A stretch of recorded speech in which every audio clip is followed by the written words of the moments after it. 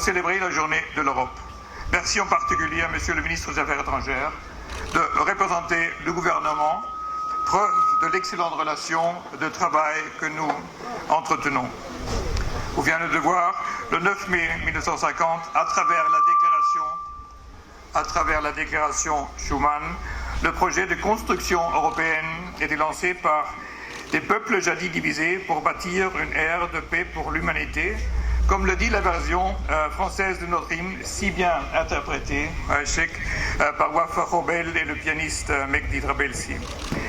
Ceci a pourtant une résonance toute particulière cette année, 2 mois et demi après l'agression russe de l'Ukraine.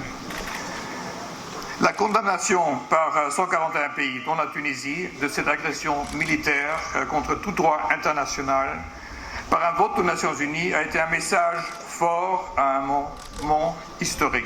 Monsieur le ministre, maintenant cette unité pour mettre fin aux horreurs dont nous sommes de plus en plus témoins et dont la Tunisie, malheureusement, souffre également les conséquences. La vidéoclip nous offre un sommaire des échanges importants effectués ces derniers mois et de la panoplie d'engagements conjoints dans le cadre de notre partenariat. Pendant ces échanges entre amis et partenaires, nous avons confirmé que l'Europe reste prête à accompagner la Tunisie dans son chemin de restauration de la normalité constitutionnelle et de sortie de la crise socio-économique et financière. Avec leurs interlocuteurs, les dirigeants européens ont laissé essentiellement 3 messages. Nous croyons fortement à un futur prospère de la Tunisie et restons pleinement engagés.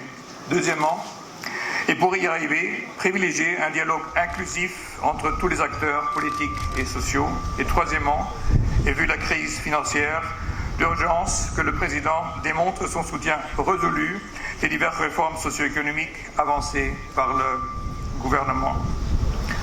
Et là, je ne me réfère pas uniquement à l'Union européenne, mais aussi à ses 27 États membres. Donc, vous voyez ici les drapeaux, dont 17 sont présents en Tunisie, et reflétés d'ailleurs sur le menu. Nos messages sont étroitement coordonnés et nos actions, comme récemment la réponse Covid, sont de plus en plus menées comme Team Europe. Du côté européen, la conférence sur l'avenir de l'Europe, établie il y a un an, a remis aujourd'hui, journée de l'Europe, aux dirigeants européens ses propositions. Groupé en 7 chapitres, le rapport contient des propositions pour faire face à nos multiples défis, y inclut la démocratie européenne.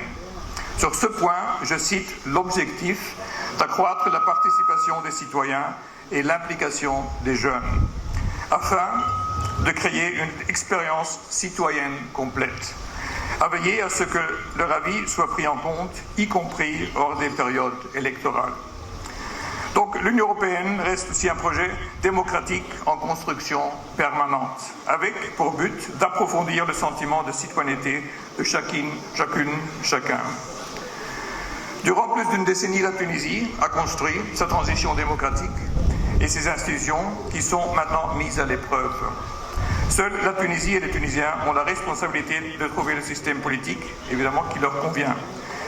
S'il n'y a pas de recette d'une démocratie parfaite, 2 ingrédients quand même de base semblent indispensables. Le premier, ce sont les droits et libertés qui protègent les citoyens de l'arbitraire du pouvoir. Le deuxième, c'est la séparation des pouvoirs, essentielle pour assurer ce respect des droits et libertés, la redevabilité des dirigeants et pour le débat démocratique des citoyens de tout âge. Nous avons choisi de dédier cette fête de l'Europe à la jeunesse.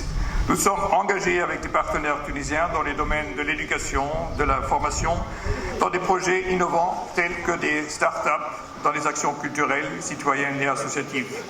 C'est l'occasion de donner des perspectives à cette jeunesse qui tente, qui risque, qui doute parfois, mais qui répondit toujours.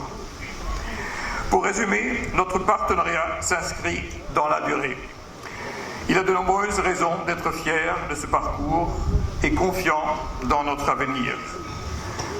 Je ne veux pas terminer sans vous remercier aussi, au nom de mon épouse Astrid, à nouveau, amis, acteurs tunisiens, collègues européens, de ce partenariat dynamique. Et, si vous permettez, un grand échec à tous mes collègues de la délégation pour votre engagement sans faille. Merci beaucoup.